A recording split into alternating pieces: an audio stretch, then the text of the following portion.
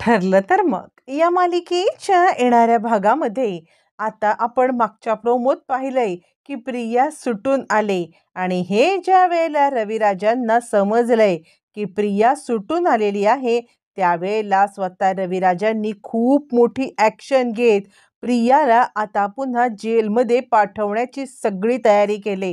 कारण प्रिया सुटून आल्यानंतर रविराजांना खूप महत्त्वाचं गुपित समजलंय आणि त्यानंतर मग रविराजांनी अश्विन प्रिया या दोघांची थोबाडणी करत त्यांना आता कशी अद्दल घडवले आणि प्रियाला सोडवणाऱ्या अश्विनचे कसे डोळे उघडलेत पाहूया. आत्ताच्या प्रोमोत आपण पाहिलं की सायलीने प्रियाची हक्कलपट्टी करून तिला घराच्या बाहेर काढ आणि त्यानंतर प्रिया आता तंबू ठोकून राहते. ही सगळी तिने आता सायलीची पूर्णपणे कॉपी केली. कारण सायली लग्न करून आल्यानंतर तिला ज्या वेळेला घरामध्ये घेतलं नव्हतं त्यावेळेला ती तंबू ठोकून राहिली होती आणि हीच कॉपी आता प्रिया करण्याचा प्रयत्न करते. आणि प्रिया ज्या वेळेला हे सगळं करण्याचा प्रयत्न करत असते आणि त्याच वेळेला आता इकडे अश्विन तिला म्हणतो आपण ना इथेच राहायचं. आता प्रिया अश्विनला सांगायला लागते, नाही अश्विन, एकतर मी जेलमध्ये अशी तशी आयुष्य काढलंय, आता मी जेलच्या बाहेर सुद्धा हे असं तंबूत नाही राहू शकत. तू काहीतरी कर ना. आपण एक काम करूया का, आपण कुठेतरी वेगळ्या हॉटेलमध्ये राहूया का? सध्या तरी तुझ्याकडे तितके पैसे असतील ना? यावरती अश्विन म्हणतो, हो, पण आपण एकदा एक काम करूया का, आपण आता रविराज काकांना भेटूया का, त्यांच्याशी भेटून आता काही बोलूया का? असं म्हटल्यावरती मग आता लगेचच इकडे प्रिया सांगायला लागते, ठीक आहे, पण मला नाही वाटत की हा काही करून आपल्याला उपयोग होणार आहे. यावरती मग आता तो म्हणतो, ठीक आहे, पण एकदा बोलून तर बघूया. असं आता दोघं जण रविराजांना भेटायला जाणार. पण तोपर्यंत रविराजांना त्यांच्या सोर्सेसकडून कळालेलं असतं की प्रिया हे घरात आलेली आहे. आणि त्याच वेळेला सुमनने रविराजांना दुसरं भयंकर सत्य सांगितलंय. सुमनने रविराजांना आता नागराजचं भयंकर सत्य सांगितलंय आणि सुमन आता नागराजचं भयंकर सत्य रविराजांच्या समोर आता आणताना ती सांगते, भाऊजी, खरं तर मला तुम्हाला हे सगळं कधी आधीपासूनच सांगायचं होतं, पण कसं सांगू, काय सांगू, यांनी मला धमकी दिली होती. यावरती मग आता लगेचच सांगायला लागते, रविराज सांगायला लागतो, कसली धमकी आणि तू काय सत्य त्याचं सांगणार होतीस? यावरती मग लगेचच आता इकडे सांगायला लागते सुमन की भाऊजी, ह्यांचं आणि महिपतचं काहीतरी नातं. रविराज म्हणायला लागतात, महिपतचं? तुला खरं सांगू का सुमन, तर मागच्या वेळेला सुद्धा आता महिपतच्या माणसाच्या सोबत मी त्याला पाहिलं होतं. त्यामुळे तू आत्ता जे काही सांगतेस ना, त्यामुळे मला फार काही आश्चर्य वाटत नाहीये. नक्कीच त्यांचं काहीतरी नातं आता असूच शकतं. असं म्हटल्यावरती ती सांगते, पण या सगळ्यामध्ये आता खूप काही गोष्टी दडलेल्या आहेत. मी त्या दिवशी यांचा पाठलाग करत ज्या वेळेला गेले होते ना, त्यावेळेला मला आता तन्वी पण या सगळ्यामध्ये इन्व्हॉल्व असल्याचं समजलं. असं म्हटल्यावरती आता मात्र रविराज सटपटतात आणि रविराज सांगायला लागतात, काय, तन्वी? यावरती मग आता ती सांगते, हो भाऊजी. आता मात्र रविराज म्हणतात, थांब, तू चिंता करू नकोस. मला असं वाटतंय की मग तिला बाहेर काढण्यामागे आता ह्याचाच हात आहे की काय? रविराज गैरसमज करून घेतात, पण याच गैरसमजामधून आता सत्य काय आहे हे रविराजांच्या समोर येणार असतं. रविराज आता इकडे नागराजचा पाठलाग करत तो आता नक्की काय करतोय किंवा या सगळ्यामध्ये त्याला आता नक्की कशाबद्दल महिपतची मदत पाहिजे आहे, का तो महिपतची मदत घेतोय, हे सत्य शोधण्यासाठी ते आता प्रयत्न करतात. आणि महिपत आणि आता बोलणं ते ऐकतात नागराजचं. नागराज सांगत असतो, हे बघा महिपत शेठ, ती तन्वी, ती खोटारडी प्रिया या बेलवरती सुटून आलेली आहे. तुम्हाला समजतंय का, काही झालं तरी सुद्धा जर ती आता काहीतरी नको ती कारस्थानं करण्यासाठी समोर आली तर मात्र आपलं काही खरं नाहीये. असं म्हटल्यावरती मग आता लगेचच इकडे सांगायला लागतात, महिपत त्याला सांगायला लागतो, हे बघ, काही काळजी करू नकोस. या प्रियाला आता इकडे लवकरात लवकर आपण ना काहीतरी करायला पाहिजे. कारण ही खोटारड्या तन्वीला आपणच तयार केलेलं आहे आणि ही जर का आपल्या डोक्यावरती मिऱ्या वाटायला लागली तर आपलं काही खरं नाहीये. असं म्हटल्यावरती मग आता नागराज म्हणतो, हो, ही खोटारडी तन्वी आहे हे फक्त आणि फक्त आपल्यालाच माहिती आहे. ते सत्य अजूनही दादाला माहिती नाहीये आणि ते समजलं ना तर ही आपल्याला आता इकडे पोचवायला कमी नाही करणार. असं म्हटल्यावरती रविराज हे सगळं सत्य ऐकतात आणि त्यांना काहीच कळेनासं होतं. म्हणजे काय, तन्वी खोटारडी तन्वी.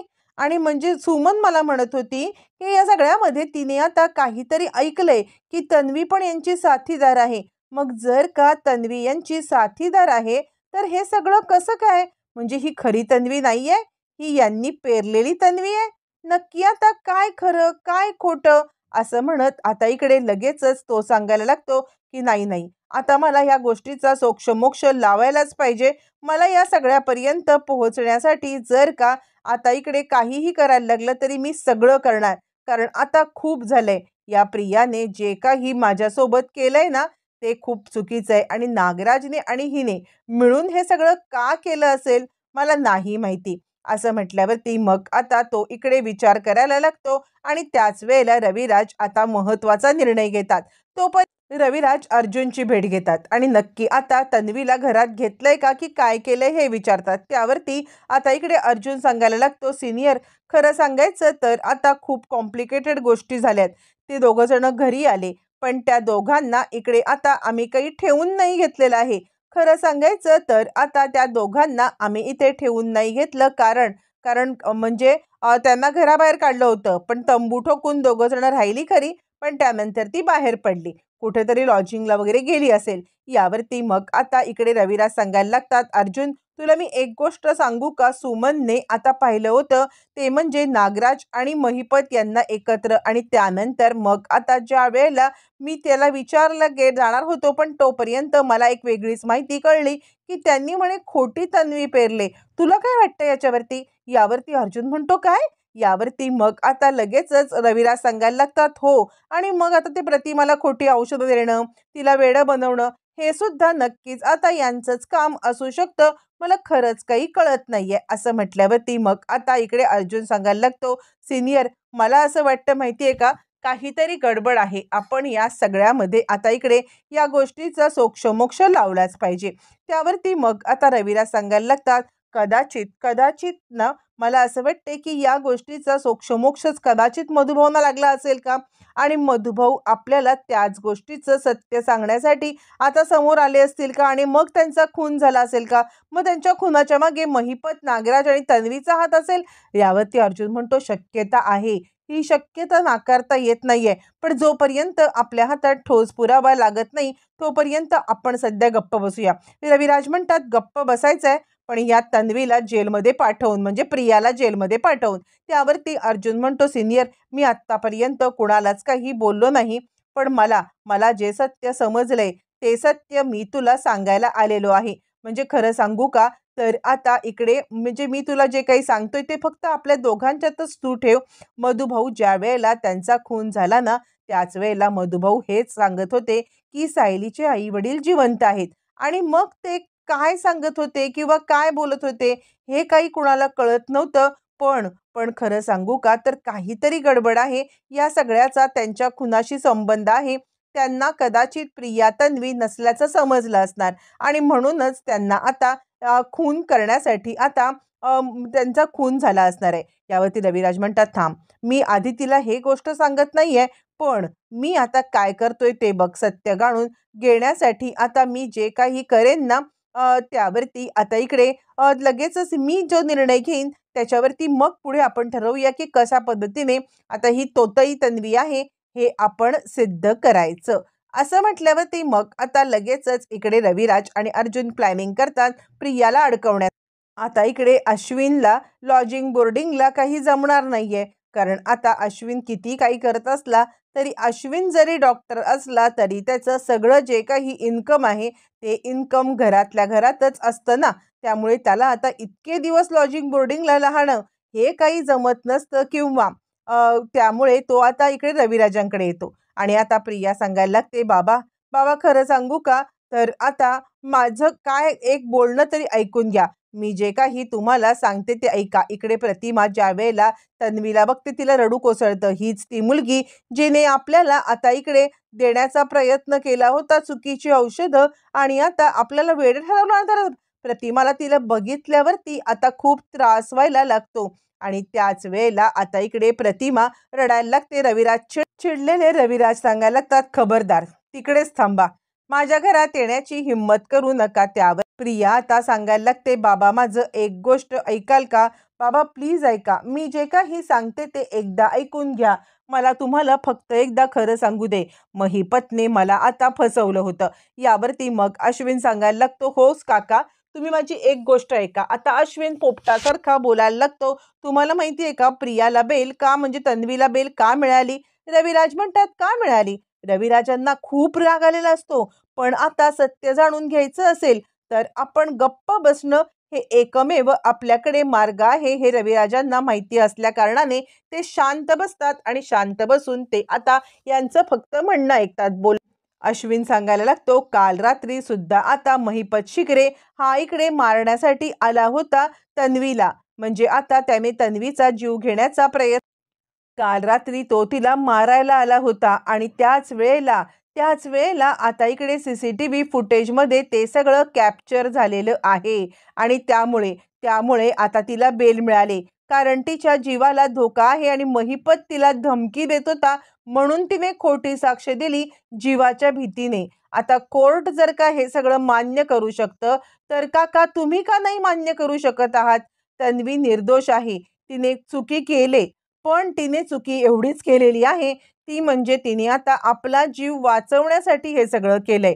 याला जर का तुम्ही आता चुकी म्हणत असाल तर हो आहे ती चुकीची, पण यानंतर सुद्धा आता आपण तिला समजून घ्यायला नको का? आता पोपटासारखा ज्या वेळेला इकडे आता बोलत असतो अश्विन, त्यावेळेला रविराज म्हणतात, चल तू मला एक सांग तन्वी की प्रिया? प्रिया सटपटते, बाबा असं का म्हणताय? यावरती रविराज म्हणतात, कसं आहे ना, माझी मुलगी हे असलं काही भ्याडपणाचं कृत्य करेल याची मला बिलकुल खात्री नाहीये. माझी मुलगी हे अशी भ्याडपणाची कधीच कृत्य करणार नाहीये याची मला खात्री आहे. म्हणूनच म्हटलं, तू प्रिया आहेस, तन्वी आहेस, मला माहित नाहीये, पण हे जर का तू मला विश्वासात घेऊन सांगू शकली असतीस तर कदाचित मी तुला या सगळ्यातून वाचवू शकलो असतो ना.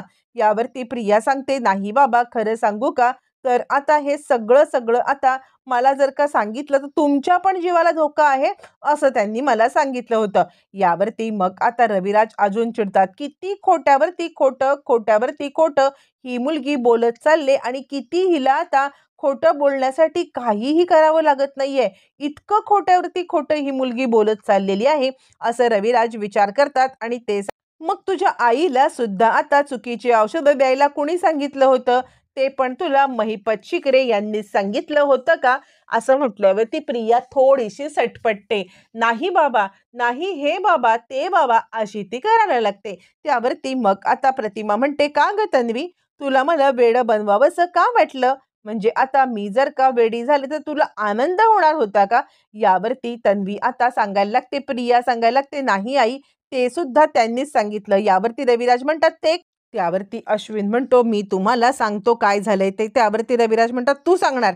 म्हणजे हिने तुला ऑलरेडी सांगितलेलं आहे? यावरती अश्विन म्हणतो, हो, तिने मला सांगितलंय. रविराज म्हणतात, बोल बाबा, तूच बोल. यावरती मग तो सांगायला लागतो, खरं सांगू का, तर आता मुळातच म्हणजे प्रतिमा आत्यांना ते का घाबरतायत माहित नाहीये, पण प्रतिमा आत्यांना ते घाबरत आहेत. प्रतिमा आत्यांना घाबरत आता त्यांनी या सगळ्यामध्ये काहीतरी प्लॅन केलेला आहे. म्हणजे प्रतिमा त्या आता इकडे त्यांच्या विरोधात काहीतरी जाणतात. रविराज म्हणतात, काय जाणते प्रतिमा? त्यावरती तो सांगतो, तेच जाणून घेण्यासाठी तन्वी आणि मी प्रयत्न करणार आहे. त्या आता प्रिया सांगायला लागते, बाबा, खरं तर ते ना तुमच्या दोघांच्या जीवावरती उठलेत आणि आता ते मला चुकीची औषधं द्यायला सांगत होते, नाहीतर आईला मारेन म्हणून मी चुकीची औषधं दिली. रविराज ऐकतात, बराच वेळ शांत बसतात आणि मग त्यांच्या रागाचा बांध फुटतो. चिडलेले रविराज फाटकन तिचं थोबाड फोडतात आणि सांगतात, बाद झालं. आत्तापर्यंत तू किती खालच्या पातळीला उतरू शकशील हे पाहण्यासाठी मी गप्प बसलो होतो, पण आज तुझी खालची पातळी पार उतरलेली आहे. ज्या खालच्या पातळीवरती तू उतरलेली आहेस ना, त्याच्या पुढे आता काही राहिलेलंच नाहीये. अगं खोटारडे, तू तन्वी नाहीयेस तर तू प्रिया आहेस, हे सत्य सुद्धा आता मला समजलेलं आहे. अजून किती, काय आणि कसं खोटं बोलशील? तुला लाज नाही वाटत का हे सगळं करायला? म्हणजे इतकं सगळं होत असताना अजूनही तू आता आमच्यासमोर खोटंच बोलत राहणार आहेस, असं म्हणत रविराज खूपच चिडलेले असतात आणि तू खोटारडी तन्वी आहेस आणि म्हणूनच तू आपल्या आईला हे करण्याचा प्रयत्न केलास. तुला आता मी सोडणार नाहीये, असं ती म्हणायला लागतात रविराज. त्यानंतर मग आता रविराज हे सगळं बोलल्यावरती ते सांगतात, "तुझं नागराजचं आणि महिपतचं काय कनेक्शन आहे ते सांग, नाहीतर आत्ता इथे तुझा जीव घेईन." प्रिया सटपटते. आपल्यासोबत काय होतंय हे कळण्याच्या आधीच आता प्रियाला या सगळ्यामध्ये खूप मोठा धक्का बसतो आणि "बाबा तुम्हाला हे काय बोलताय?" यावरती ते म्हणतात, "बाबा बोलण्याचा अधिकार तू गमावलायस. तू कुणाची ओळख घेऊन इकडे आलीस ते सांग. माझी मुलगी कुठे आहे ते सांग. आता मला काही ऐकायचं नाहीये." प्रिया सटपटते आणि आता रविराजांना प्रिया तन्वी नाही, अर्ध सत्य समजले. अर्ध सत्य कधी समजणार, कसं समजणार पाहणं फारच रंजक ठरणार आहे.